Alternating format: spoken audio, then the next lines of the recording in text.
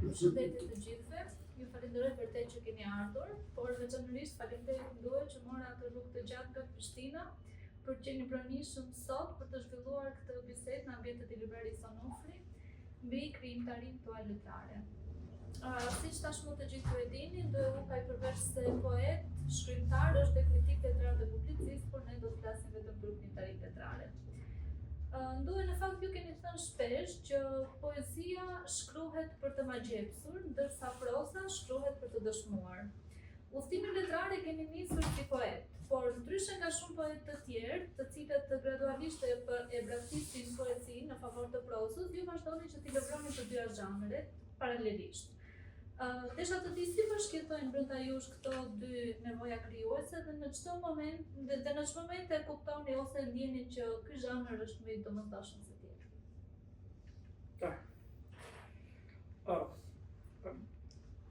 Gjitha ardhet në origjinën e vetë lidhur me poezinë, letërsia në zanatinën e vet është poezi, është ontologjikisht e lidhur me qelësinë e saj. Edhe me kohë, pastaj janë krijuar edhe degëzime tjera, forma tjera, nevoja tjera për të shprehur. Kështu që unë përgjithësi krijimtarinë e shoh si le të themi si një univers në vetë, një unike. Pastaj te unë ato vinë parsisht prej momenteve, për ta thënë pëlqen metaforë, isha duke kaluar në një vjeshtë sheshit Prishtinës edhe e shoh si vjen një gjethe prej një pemë të bukur edhe mendoj për ato gjethet që vijnë brenda një jete njerëzore, brenda një ekzistence njerëzore. Dhe ato mënyrë më të shpejt e kthej në poezi. Në poezi. Që është një reflektim çasti, një tronditje shpirtërore çasti dhe poezia ma jep më të lehtë mundësinë që ta shpalosi atë ndjesi, atë kërkesë shpirtërore për të thënë fenomenin e gjetës, metaforën e gjetës. Por në raste tjera kur mendojmë se realizojmë ndonjë gjë pak më strukturuar, le themi një arkitekturë më të përkryer në kuptimin e një ekzistence më gjithëpërfshirëse, natyrisht që proza është një mundësi më e madhe, është një mundësi që kalosh prej një kohë në kohë tjetër, që të sintetizosh shumë nevoja, shumë dëshira, shumë ëndra, shumë gjakime dhe ato pastaj kanë edhe elementet e poezisë. Ka disa lexues që kanë thënë te tregimi sidomos vret elementi i poezisë tënde, sidomos në rrafshin e xhumës, unë nuk kam ndonjë mekanizëm drejt që them se ja tani do të shkruaj poezi ose po ulem e do të shkruaj një tregim. Jetoj me letërsinë, mundohem të jetoj për çdo ditë, edhe pavarësisht prej situatave edhe krijoj momente. E vetmja kohë kur jam më i përqendruar në një punë letrare është kur shkruaj roman. Për shembull, kur shkrova distane më shkëlqej në atë kohë, kam qenë thuajse i shkutur për gjitha punëve tjera. Tani kam një roman në dorë. Në të thënë kohë thuajse nuk bëj asgjë tjetër, do të thënë thjesht jetoj brenda arkitekturës romanit gjithkohë. Do të thënë edhe kur lëvizi në rrugën e Kombit dhe vi këtu, flas me personazh, i mendoj në situata të caktuara, i projektoj, i vendosi, zhvendosi. Me fakt përgjithsisht, krijimtaria juaj letrare mund të lexohet edhe si një ndërthurje shqetësime dhe sociale e një narracioni me prirje filozofike, po ashtu edhe një simbolike që shpesh prek te krizat identitare. Në këtë kuptim, a mendoni se letërsia është një mënyrë e mirë për të njohur më thellë veten dhe për të ndërtuar identitetin tonë? Sigurisht, shkrimtari një orë ka thënë që letërsia nuk është asgjë tjetër përveç domethënies jetës. Edhe besoj se në fushën e letërsisë ekzistenca njerëzore kupton më mirë vetveten më mirë se në çdo fushë tjetër. Edhe në rrethanat tona kulturore shqiptare. Ne e njohim vetveten ekzistencën tonë më mirë se nga çdo le të themi fushë tjetër e dijeve, formave tjera të komunikimit publik përmes letërsisë. Ky kombi që kemi ne sot është i paksuar për i shkrimtarëve. Është interesant se në zanafillin tonë është një formulë shumë e bukur në sy dashurisë gjuhës tonë, që nuk është vetëm një formulë religjioze siç kanë tentuar ta reduktojnë shumë kritik studiues, është një formulë magjepse letrare, sepse në esencë letërsia është eros, është dashuri, dhe zanafilla e kulturës shqiptare, e letërsisë shqipe është shkërtimi një dashurie të tillë, një dashurie të madhe për gjuhën shqipe, si një univers i veçantë, përmes cëlit pastaj fillojnë edhe jetojnë në kombje shqiptare. Natyrisht se ne si autor jetojmë në rrethana specifike, s'mund mos më përgjigjim edhe atyre çfarë ngjajnë përreth nesh. Letërsia ime përpiqet të reflektoj këto, edhe si rrethana personale, po edhe si krizat identitare që shfaqen dhe i gjejnë jetën tonë. Duke parë tronditjen e njerëzit shqiptar, i cili nganjëherë bën jetë gjysmë perëndimore, gjysmë lindore, gjysmë demokratike, gjysmë komuniste, me habitje të përditshme për fenomene që kanë ekzistuar me kohë. Ato natyrisht në gjakimet e një shkrimtari lënë gjurmë. Ato gjurmë unë përpiqem edhe t'i reflektoj në letërsi. Unë i përkas atij brezit që jemi edukuar me një lloj ideje që të tjerët kanë armë, thoshte Ibrahim Rugova, një apostull i kulturës tonë, ne kemi fjalë. Kjo kam qenë 2-3 vjeç kur e kam dëgjuar. Shkakton një habite, një magjepse, ndërkohë që unë shija që dyert e shkollave tona ishin mbyll, çfarë flet ky, ata e kanë ardhur, ne kemi fjalë. Përmes pushtetit të fjalëve ne fillum të krijojmë një rezistencë mahnice, shoqërore. Rrugova fillimisht të quajmë rezistencë estetike, e pastaj edhe aktive politike. Ajo rezistencë estetike ka lënë shumë gjurmë. Në jetën time, në jetën e brezit, po sidomos jetën time, dhe te letërsia e kam pa. Mënyrën më të mirë për t'ju kundërvend le të themi kështu të keqen, sepse letërsia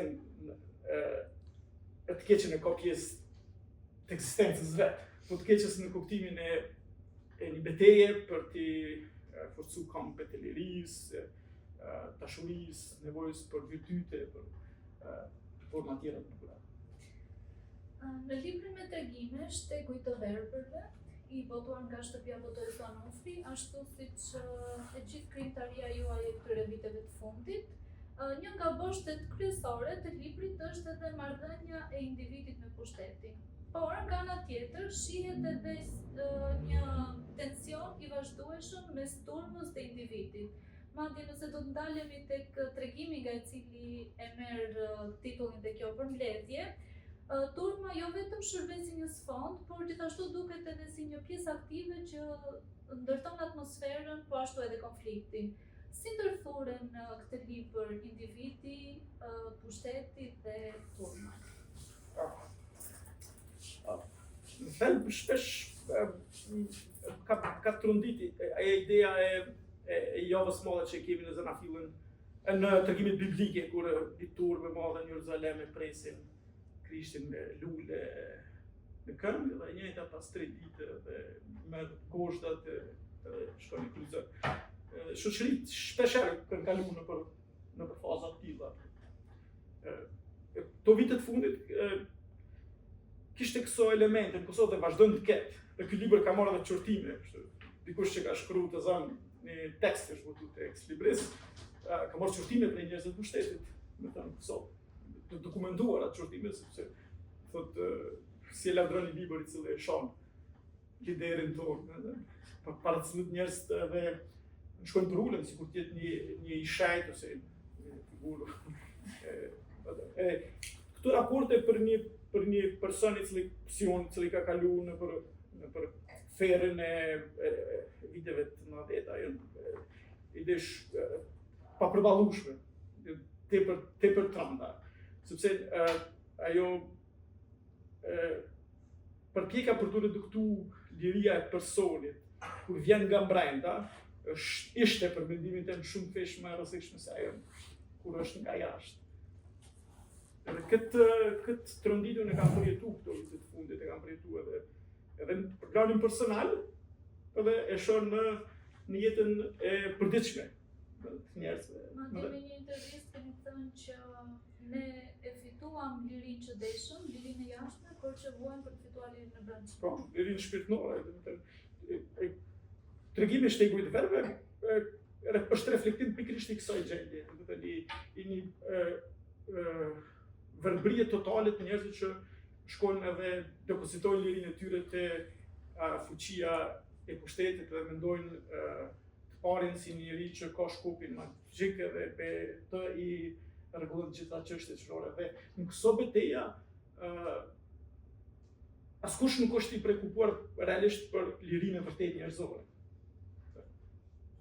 As ata që me zel, ato dikun në kadare që shërbejnë, ata që shërbejnë me zel, pushtetit, në kresën, në kategori që mua meritojnë dhe më shkaktojnë një tmerrim shpirtëror. Për shkak se e thashë më herët, në një dekadë luftuam për liri fizike, dhe pastaj të shish se si kjo liri vjen dhe cenohet nga mbrena, është një makt i vërtetë. Besoj që në tërësi kjo gjën ndoshta mënyrën më të mirë për të shprehur. Nëse do qëndronim ende tek i libër, tek tregimi i njeriu që fjeti me dritë ndezur, ju shpreheni që një prill i bukur. Kreti kundër të asaj që thotë Thomas Elioti se prilli është mundësori i muajve. Galeria nga ana tjetër ka krijuar edhe neologjizmin prillmor. Megjithatë, edhe për personazhin tuaj, prilli shndërrohet me një muaj të trisht. Pra, kemi një kontradikt. Domethënë prilli si pranver, lidhur me rinovimin dhe ka ana tjetër i ngarkuar me pikullë të vështirësi. Na flisni pak më shumë për këtë gjë. Tronditjet më të mëdha të jetës time lidhen me stinën e fillimit të pranverës. Mund të jenë fundimarsit edhe fillimi i prillit. Ishim atë momente kur unë dëgjoja që na suprimun autonominë, ishte shumë i vogël, edhe thjesht kërkoja shpjegime të vetë që do me thonë kjo. Dhe kuptoj një moment që ne kemi mbet pa shtet përbashkët, edhe më duket sikur të ishim të pastrejt në qiell të hapur. Dhe në kjo ide qysh herët filloi të bëj pjesë e jetës time. Pastaj prilli i dytë i tmerrshëm është ai prilli i eksodit të madh, i tragjedisë madhe të Kosovës i 99-s. Kur Kosova ishte e izoluar, e bukuar, isha në Kosovë, jam nga ata që nuk kisha fatin as tikje, as gjatë gjithë kohës që ndrova atje. E kam përjetu mokten e këtij muaji që nga një anë burzën me bukurinë e vet, dhe nga ana tjetër njeriu trondit me tmerrimet e vdekjes, e ikjeve, e frikës përditshme se nesër mund policia dhe mund të mos jesh. Ky tregim në fakt lidhet edhe me historinë e një personi i cili e ka përjetu pak a shumë një gjendje të tillë, i cili burgosët para viteve të 90-ta dhe torturohet atë shumë sa kur kthehet me ai thotë që nuk ka flet kur me dritë ndezën, por vetëm ka tjerë që thonë është edhe pak egzagerim të shkruar edhe një fiksion letror, por ai person realisht për frikës edhe për torturat nuk ka fjet kur me dritë fikun, domethënë gjithë jetën e ka kaluar të ketë dritë ndezën për shkak të humbjes që ka përjetuar në buçet. Në fakt do të ndalonim pak tek romani Dritarja e Marin Shkretit, që është një ndër librat tuaj i cili ka ngjallur më shumë interes nga kritikët e studiuesit, është folur dhe shkruar më shumë për ta. Poshti kryesor i këtij romani është kujtesa. Madje në një pasazh në vepër ju thoni, si çdo punë njerëzore, edhe haresa ka aleatët të armiqtë e saj. E armiku më i madh i saj është kujtesa, dhe vazhdon. Si e konceptoni ju këtë dualizëm kujtesë-harresë në roman? Kjo është një dualizëm i madh në ekzistencën njerëzore. Ne si kom kemi një raport çuditshëm, ndoshta është term jo i duhur themi, por gati negativ me kujtesën. Për shembull mund të kalojmë prej një shekulli në shekull dhe të mos gjejmë 2-3 elemente tek të cilat ne dalem dhe thojmë ua, këtu ne pas kemi ekzistuar. Domethënë, edhe para se fillojmë këtë bisedë, po bisedonim me Andrasin për fenomenin e zhvillimeve kulturore në Kosovë, domethënë në vitet e 70-50 ne s'kem pasur poezi dashurie. S'kem pasur fakt s'kem pasur poezi asgjë. Domethënë kemi jetuar përkundrejt kulturës dhe po bëni shkputje këto novelisti i fundit thoshte dikun se gjithë aspektet njerëzore në tokë kanë mënyra të tyre të mbjetesës, për shembull ka kafshët që ka putrat, një tjetër mund të ketë vend, dikush forcën tjetër, njeriu ka kulturën. Kulturën, unë bëj shpesh pyetje vetes, po si ato ne mbjetojmë pa këtë mjetin me të cilën njerëz kanë siguruar ekzistencën e tyre. Në fakt kemi qenë privuar nga kjo mundësi që kemi kulturën si mjet për të luftuar harresën, për të kriju, për të shkruar. Dhe te romani, këto janë si reflektime të një gjendje në për cilën kalon dhe shoqëria jonë gjatë periudhës pas tranzicionit, le ta quajmë kështu në terma teknik, kur shija se njerëz vjen çfarë ka ndodhur para vendite. Lejmë atë periudhën tek cilën e ndërtoi idenë e romanit, viteve të 90-ta, kur një djalë i ri plotton dha për një moment shes se si është djeg kopshti i dëshirave të tij dhe në shkruan si test tani të tjerë. Dhe letërsia është ai mjeti që e lufton më mirë se ndoshta çdo fushë tjetër e dijeve dhe arteve harresën. Në fakt në roman, ju përshkroni një kohë dhe një hapësirë reale. Romani është i mbushur fund e krye me ngjarje konkrete, duke filluar nga demonstratat studentare, dhuna, burgosjet, përdhunimet e shumë shqetësime dhe përjetime të rënda shoqërore. Duke pasur parasysh idenë e Marquezit që mjafton vetëm një fakt i vetëm për të ndërtuar një trillim, një fiksion, në këtë vepër duket sikur faktet zën pjesën më të madhe. Jo duket, por zën pjesën më të madhe. A mendoni se letërsia e traumave të shkaktuara nga historia kthehet më shumë në një akt dëshmie dhe kujtese? Pikërisht, është teksa po pyesje më kujtoi një intervistë diku në Mario Vargasios që kur vendosëm bëhem shkrimtar, nuk doja që të bëhem shkrimtar i realizmit magjik, por doja dëshmoja ato që kam përjetuar në diktaturë dhe çka kam po përreth meje. Dhe ky roman besoj që është roman i një dëshmie, një dëshmie historike, në të cilën ka kaluar njeriu i Kosovës, për Ezeën, sidomos, sepse unë nuk mund ta shpuz vetveten nga rrethanat e letërsia, nuk mund të shpuzem nga rrethanat e autorit që kanë ndikuar jetën e tij, ka lënë gjurmë jetën e tij, në përsa ta i ka lëviz. Unë kam filluar të studioj letërsi në 96-7. Në kishte një mosgatishmëri totale nga të gjithë njerëzit e familjes dhe të tjerë mirë kuptonin këto. Domethënë duket si diçka e tmerrshme.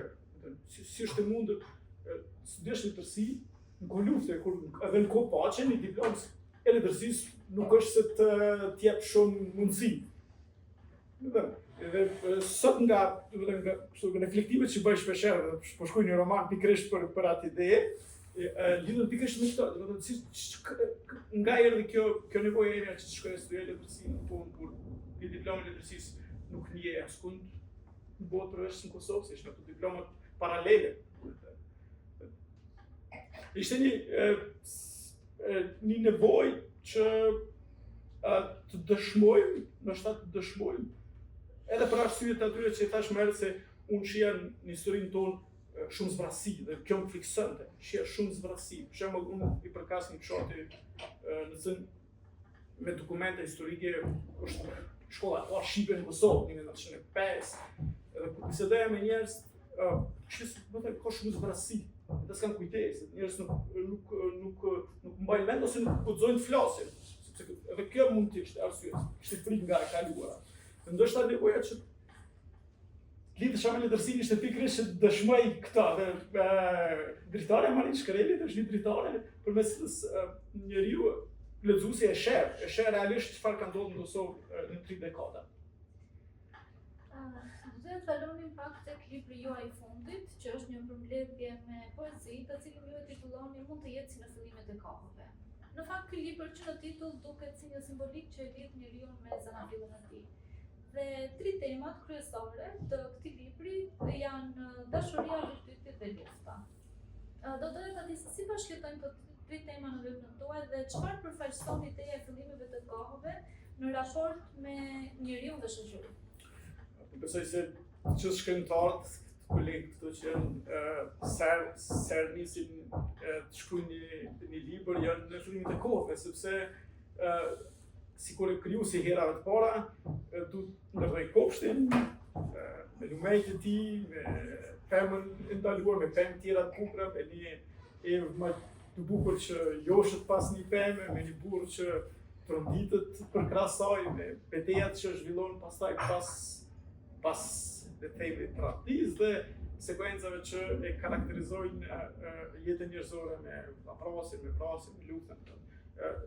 Letërsia njerëz kanë prit të shkruajnë, besoj që do të shkruajnë nga këto tema, sepse në thelbin tema që jetojnë brenda njeriu, të formojnë ekzistencën njerëzore.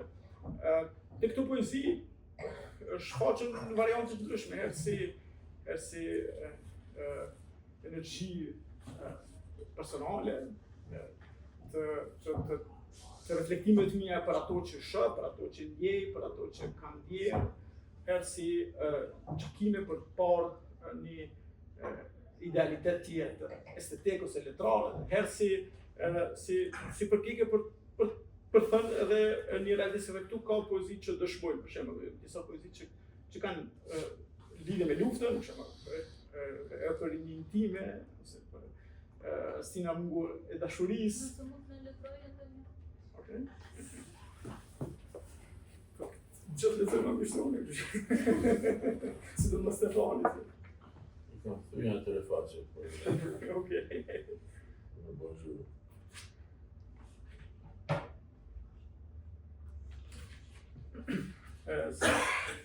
Stina e munguar e dashurisë. Se bara historisë është e rëndë e kisha mësuar prej gjyshit tim që në ndjenjën e darkës moçme me fliste për shtresa huajtjesh në qenien e tij formuar prej luftrash, frikës dhe urisë. Sa herë jashia sytë më dukshin si një mënyrë e thellë trishtimi. Në epokën e prindërve të mi asgjë nuk ndryshoi. Ata friksoshin prej shtetit si prej djallit. Pijen e fermentuar këtyre epokave kam pirë edhe unë. Kam trashëguar një gjuhë plot plagë, kam ndje izolimin, grushtet, varfrin, frikën e mallkuar prej shtetit. Me goditet plagështa i kam rënë grusht robris, terit, ndoshta goditet e mia ishin iluzion, por unë nuk jam dalë. Kam mbledh kujtimet e mjegullta në histori. Kam kërkuar epokat e deformuara, origjinën e mëkatit të rjatshëm. Kam shkel shumë territoret e egura. Jam dalë aty ku mund bënin gjurmë të dashurisë, o jam mërzitur. Kam pyet veten, a ishte krejt historia jonë me episode të pandashme, dhimbje, heroizma, eksot? A kishin kohë të bënin dashuri njerëzit këtu? Të vallëzonin, këndonin? Apo gjithçka ishte në funksion të riciklimit jetës, instinkt mbijetese, ripërtrirje racës? Dhe këto dilema me qëta kur nuk shqiptoshin në zë, se rëndonin si kripa në flakë. Shumë breza janë mbysh këtu për pak ujë dashurie, bukë pa i vrem, pa një shtet që nuk ju gryjën ëndrat. Dhe tani është verë shkrunguese, dhe në atë dheu në gjumësime mungojnë reshjet e dashurisë, dhe vazhdojnë të valvitet të flamur i humbjene. Se në atë dheu në gjumësime është rëzuar Babeli dhe pluri mos marrëveshjeve shtrihet si një pëlhurë e zezë mbi fatin tonë.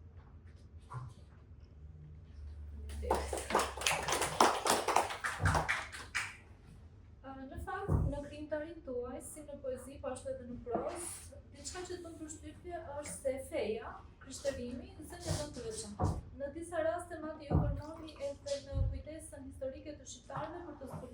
rënjët katolike, por në raste të tjera shfaqet edhe ideja e një dyzimi. Madje diku në një libër e keni përdorur që te Drejtare Marin Shpegli në mos gaboj, jetonin si musliman dhe flinin si katolik.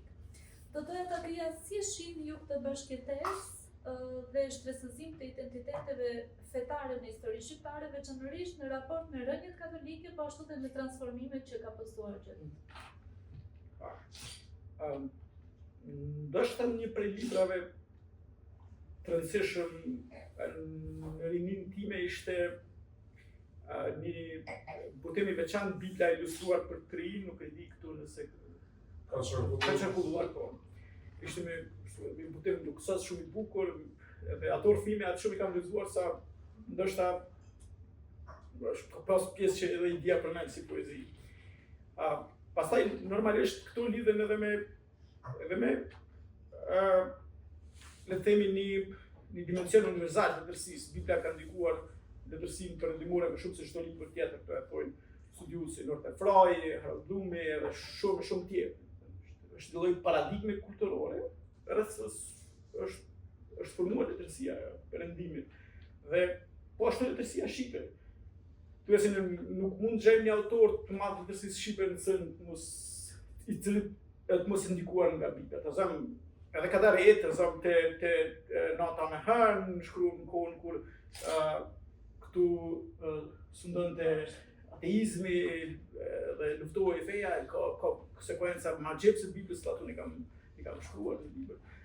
Dhe besoj se letërsia dhe religioni, si që të dhe Elioti, ka një lidhje smut shkputër, për mendimin tim është e pamundur të shkputur, se dy botë shpirtërore, kanë pak a shumë të njëjtin edhe repertuar edhe të njëjtët idealitetin e të kuptuarit të ekzistencës njerëzore, të arsyeve të ekzistencës tonë në këtë kozmos. Pyetje që shtrojmë ne vazhdimisht, kush jemi, pse jemi, ka do shkojmë, ka ke marrë. Dhe këto lidhje natyrisht janë krijuar edhe përmes leximit, por edhe përmes një lloj, le të themi, kujtese kulturore shqiptare, që ne na lidh me Biblën si vepra themelore që kanë ndikuar në letërsinë shqipe në kulturën shqiptare. Dhe ka një keq kuptim, mendoj unë, në shpjegimet që i bëhet letërsisë, e themi ne letërsisë jetës shqipe, ka një keq kuptim për mua shumë serioz, kur thotë letërsi fetare, letërsi me interesa gjësore dhe jo letërsi estetike. Ne gjithë shkojmë të zamë në Rom, te katedrala e Shën Pjetrit ose në Milano dhe ma gjecmi prej bukurisë katedrales, dhe nuk themi që kjo është katedrale dhe për atërsinë në ma gjecë bukuria e katedrales. Edhe qeta e profetit e Bogdanit. Është i vepër ma gjecë, është i vepër e bukur, e shkruar me një gjuhë aq të këndshme, aq të duhur për kohën, që Rugova e quante një universitet kulturës shqiptare. Edhe këto elemente, le të themi, paradigma, kanë influencuar jetën time dhe si njëri që flas për çështje shoqërore jashtë letërsisë, po sidomos në letërsi. Dhe pastaj po lidhet me ato që thotë unë i përkas një rajoni, se letërsia lidhet edhe me smut shkutet nga eksperiencat personale, një rajoni i cili lidhet me një fenomen, nuk e dini se këtu duket ka lura, kam dëgjuar fenomeni i laramanizmit, është një fenomen shumë i përhapur, në gjatë periudhës osmane, sidomos shekullin 18-19, njerëz të ditën nga njëtuar si musliman, muhamedan, natën si katolik. Dhe ky fenomen nuk ka trun ditën, si mund ta rrajsh atë shumë vetveten, pyetja vetëm edhe kur e kam dëgjuar për herë parë prej pleqve në fshatin tim, është e bukur. Njeriu të ketë asaj fuqie ta gënjej vetveten, të mashtrojë vetveten, ishte tip mashtrimi që unë mendoj që kalon gjurmë negative dhe në identitetin tonë. Edhe sot, ne këto gjurmë negative i vrejmë edhe në shumë tema që lidhen edhe me kulturën, edhe me ekzistencën politike, edhe me raportet tona me të tjerë. Para se ta mbyllja me pyetjen e fundit, Nëse ndokush do të shtoj diçka. Pastaj mund të shtoj diçka. Nisem dy me poezi. Unë lexova Mbretëria e Ëndrave dhe Shtegu i Blerë. Po edhe romanin lexova, domethënë vetëm prozën lexova.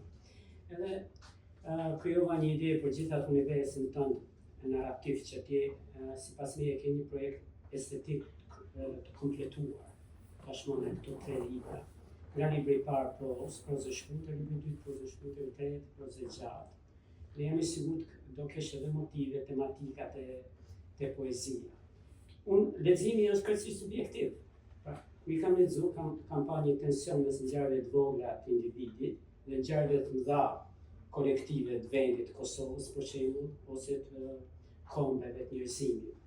Gjithmonë shoh një akt reflektimi të narratorit, pra ku fillon rrëfen një histori rrëfimtare, ndalet diku dhe reflekton. Dhe këtu ka një zhvendosje herpashere nga koha objektive te koha subjektive dhe këtu kalon te koha universale të simbolika biblike, që është shumë e pranishme.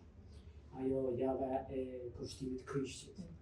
Ato simbolika japin fuqi rrëfimit. Dhe i përdorin shkrimtarët gjithë botën, po të nduar, tipike, dhe në shkrimtari më themi unik në këtë përdorimin e simbolikës biblike, sepse e tha edhe vetë, ka lënë gjumë shumë thera.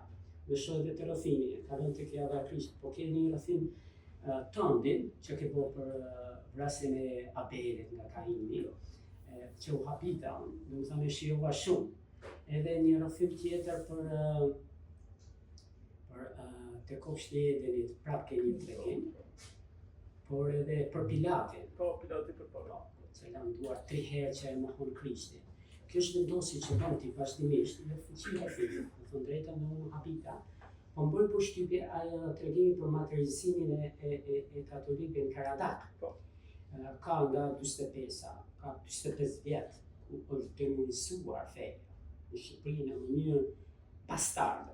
Po të bëhet një antologji e demonizimit, pa të simbolikës që është bën Papa katolikë priftrin, më shumë më shtuk më priftrin se sa hoxhallar, se normal gjitha feja, se gjitha kishat, një kishu hodner, u ndaluan kisha xhamia. Por nuk kam pa dhe sot shkrimtar që këtë land të nxehtë ta përdorin letërsi, se si u demonizun këta patriotë, këta njerëz. Dhe nuk e kam pa, vetëm taj tregimi e materializimi e atyre katolikët Karadakut. Ishte një lloj filmi me trashëgimit, po s'ka një film sot ose një që tregon këtë histori, se 45 vjet këtu u hodh kisha merë, as si shkruan për shembull, se ne nuk shkruajmë për këto gjërat që kemi bë, krimet e mëdha që kemi bë ne. Se ne kemi bë, pra para si ta, a shkuan edhe u turën me kazma. Para si të më ne. Se ne pasaj të atyre, ne duhet të shpëlan vetën, në mënyrë nga këto krime, nga këto që kemi bërë. Dhe vetëm këtë tregim kam lexuar në si shqipe, po është një antologji të vogël, për shembull për këto krime ndaj fesë që kanë ndodhur në Shqipëri, çfarë kanë shkruar shkrimtarët. Dhe në mënyrë kjo është shumë unike tek ti. Pra që s'ke asnjë kompleksi të këtë simbolikë fetare, apo do me ka nga një kohë objektive dhe një kohë subjektive, që unë e shikova shumë. Kjo tek simbolika. Pastaj tek liria shumë interesante se ke kohën para luftës, një është para luftës dhe pas luftës. Para luftës jemi në kërkimin e lirisë kolektive në Kosovë. Po pas luftës ke një tregim ku një personazh, një artist në vetë, një shkrimtar, një makinë i ndalet afër shkrimtarit edhe i lën një pusull, një letër. Edhe ikën, tregimi është reflektim. Kjo pusulla është censura. Ky ka shkruar një artikull në gazetë për heronjtë e luftës. Dhe këto i thonë, prit se ti nuk mund tallesh me heronjtë e luftës. Pra, censura ishin në kohën e robërisë kolektive, po ajo censura në kohën e lirisë që në sot. Pra, ka një lloj censure edhe në pas liri, edhe në Shqipëri, edhe në Kosovë dhe kudo, po edhe në kohë, në çdo lloj sistemi. Censura është vetëm zhvishon trajt. Dhe këtu më pëlqeu kur personazhi kërkon të lëjmë vetja. Për kjo personale. Se lëjmë kolektive e kemi kërkuar gjithë, për shembull dy Kosovë, Shqipëri, ku komunizmi ra, sistemi Jugosllav atje, dhe jeni liri tani, po sot. Sot, prapë është censur, sepse lexova tregimin e parë të shtyllit verbeve, ti thua kanë shkruar pse, kanë shkruar kundër teje, sepse atë prisin që ndje këtu me verbër, njerëzit e identifikojnë me dikë që sot në shtet, po është faji atij, jo faji shkrimtarit. Ne nga që jemi sistem autoritare tani, e them ky ka shkruar për filian kryeministër, jo, ky ka bërë letësi. Nuk e ka shkruar për ata, se ka sisteme mjetet letrare që duhe i ka izotran.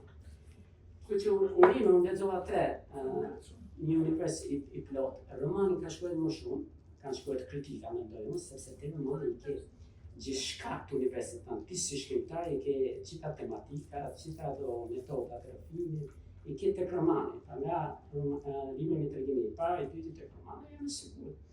Edhe po libri me poezi do e lexoj, sepse në poezi e rrjedh poezia jote, më duket se nga që e bën për herë të parë, pa e përpunuar, është shumë e bukur. Nga ato që kanë lexuar, si një poezi që hodhet tani pak ishte motive biblike, e ko vetë fundit që votohen.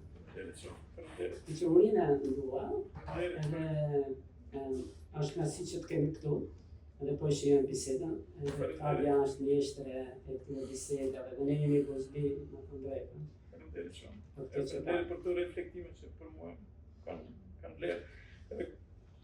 Tek po flisim, më kujtu diçka që dëgjova këtë ditë, ky historian e hebreje, Harari, kishte bërë një analizë për realitetin në Berlin gjatë viteve 41-42. Shumica e njerëzve s'ka pas ide çfarë po ndodh. Që veç pak shkrimtarë dhe njerëz që kanë ditë se pozicionohet liria. Edhe më duket kjo është fati i shoqërive. Edhe në këto kohë tona, domethënë atë lirinë e brendshme ose nevojën për realizuar lirinë e brendshme si imanent shpirtërore, e ndjejnë shumë pak në njerëz. Vetëm kur e shohin se vërtetën kanozën ata fillojnë të mendojnë që të rezistojnë, atëherë shpesh është shumë vonë.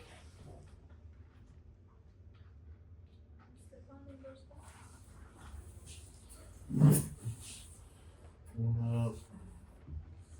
që dash më thanë 2 fjalë për librin në poezi, për cilin e më mbledh, se besoj se për këtë libër e më mbledh sot apo jo. Se librat e tjerë kemi folur herë tjera për krimtarin. Tash si që më banë mu përshtypje? Mu banë përshtypje se fakti se kemi të bëjmë me një autor i cili pothuajse në gjitha poezit dëshmon pasigurinë e vetë. Është një person i molepshëm dyshimesh. Dhe kjo është një gjatë që jashtëzakonisht e rëndësishme për mu vetë, si lexues, po edhe për mu si shkrimtar, po edhe për mu si intelektual, nëse mund të përshtohem diku aty ka funi të vashtit. Kjo qenë i molepshëm dyshimesh. Pra, një person që i venerej se koha ndryshon, se stina ndryshon, se dita ik, se ajo real, se pra të qenurit mes një bote liquide, qenurit mes një bote fluide, e cila botë duke vak televizje ndryshon jo vetëm njerëzit, po ndryshon konceptet, ndryshon jep një kuptim të ri të mirës, jep një kuptim të ri të bukurës, jep një kuptim të ri disa vlerave, disa standardeve në cilat ne i kemi pasmarrë si të një qena dhe jemi përpjek për me ndërtu jetën tonë. Dhe kjo është një gjatë që në të vërtet nuk mundena dot me kthy kurrizën. S'mundeni dot, nëse e bani një gjatë jemi totalisht jashtë loje. Nuk po kryjm fare misionin tonë si shkrimtar, e si intelektual, e si artist, nëse e kthejmë kurrizën dhe themi që se kam kur e bani kur ndodhi kjo punë, Ase kam bërë këtë, s'kam bërë atë, se unë kam kënë të shku në shtëpi, kam kënë të pakët. Do thanë, kjo është një vlerë shumë e rëndësishme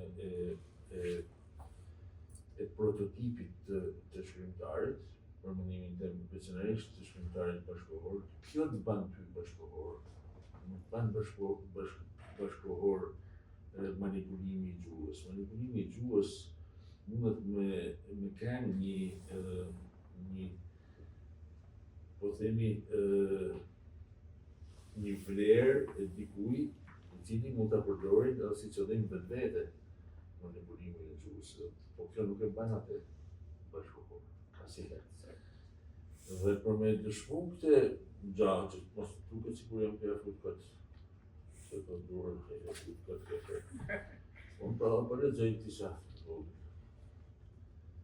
dëshmitar. Stin të jetës ndryshojnë. Not vjeshta e hershme dhe një pranverë ftoft të shihet në horizont. Pem titull në era, mua një vegim, si një ëndër e pa qartë që përleshet me realitetin.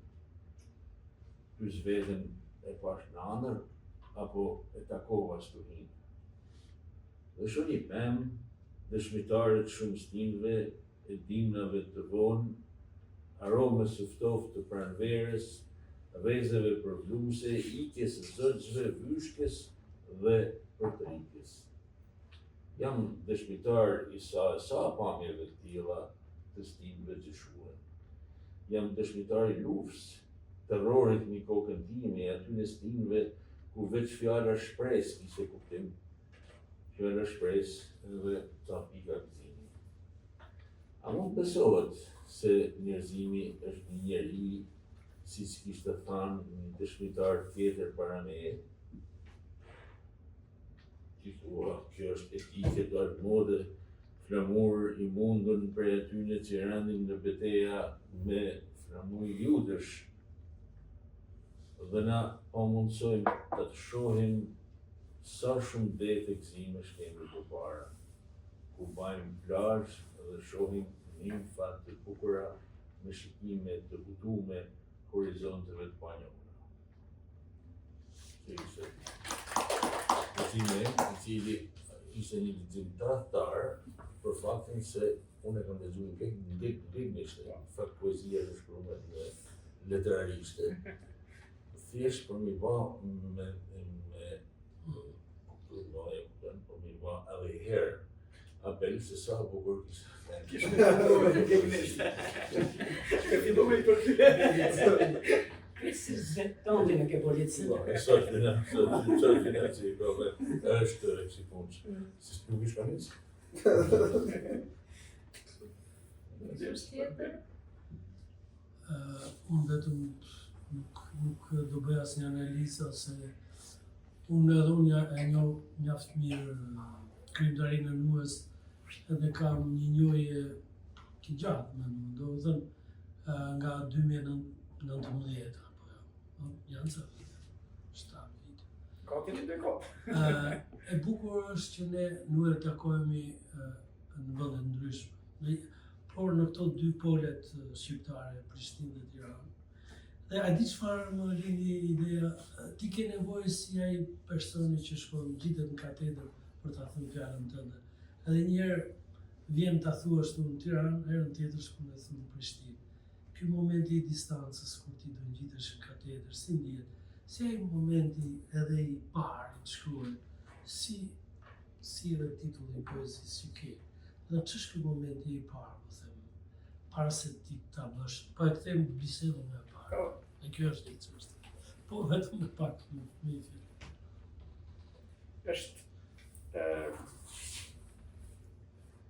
Nevoja për udhëtime është një prej nevojave themelore tona si njerëz, ne lëvizim nëpër harë, kërkojmë gjithmonë prej dëshirat tona për të pa diçka, për të hapur një dritare. Dhe për mu reprezentim dhe për Kosovën, ajo prerja prerja e thellë kulturore ishte. Kosovë Shqipëri ishte po ashtu një prej atyre dramave të cilat kur s'mrija t'i kuptoja drejt. Ishte mundur, t'ishim kaq afër, kaq lart. Dhe tash kur i kriju realitete krejt të reja, kur ne funksionojmë si një kulturë, i shijojmë zërat e njëri tjetrit dhe dëgjojmë njëri tjetrin, mësojmë për ditë gjëra të reja dhe për një vend unë sa e vi këtu kam këtë ndjesinë se vi për herë të parë, se momenti kam ardhur pas luftës, kam ardhur një gëzim të jashtëzakonshëm që nuk e si më shkojnë Roma, Parisa, në adje, edhe atë ndjesi vazhdoj me rujnë, do të se unë vi këtu shumë shpesh për shefe, për takime me meq, për aktivitete letrare. Dhe po, është e vërtet, ne gjithmonë jemi si në fillimit e kohës, se gjithmonë se dalim para një publiku, për një audiencë, se dojmë meq, ne hapim fletën e parë, sprazë dhe fillojmë të shënojmë ato perceptimet tona, reflektimet tona, dëshirat tona, të shpalosim ëndrat tona. Edhe kjo bisedë sot është një farë ëndre, një shpalimi një ëndre letrare. Faleminderit. Duhet për ta përmbyllur. Poezia juaj përveç se është përfshirë në shumë antologji, jo vetëm të poezisë shqipe, por edhe të huaja, po është përkthyer edhe në shumë gjuhë huaja. Si përjetoni ju faktin që poezia juaj ka kaluar kufit të gjuhësor dhe kulturor dhe është përkthyer në kaq shumë gjuhë huaja? Është një gëzim shumë i madh për shqiptarët. Nuk jam me atë kategorinë, se mendoj se shqiptarët duhet të jetë modeste, është ideja migjenjane për letërëzit, se shqiptarët duhet të jetë modest, mos flet për ta, jo, më pëlqen kur përkthehet, pëlqen kur e kuptoj se ka interes dikush të lexoj dhe vazhdimisht kam kërkesa, kam ftesa që shina në antologji tani, George Wallace po bën një antologji për tokën, edhe kërkoj një poezi, dhe më bëri mund t'je mirë. Gjithmonë janë momente edhe të nxitjes, edhe të një farë realizimit të asaj që se shkrimtare ka si seancë. Se shkrimtarë shkruajnë për lexues, nuk është një entitet që jeton vetëm për veten ose vetëm për një rreth shkrimtarësh. Kërkojnë gjithmonë lexuesve, se krijon një lidhje, një aleancë, një urë me lexues tjerë, e bën krijuesin mundje mirë. Padyshim që ato janë çaste gëzimit dhe frymëzimit për. Ju falenderoj gjithëve që ishit tani shumë posat, shumë faleminderit të duhet dhe sa më shumë suksese dhe tani me sa kuptuam presim romanin e ri. Suksese.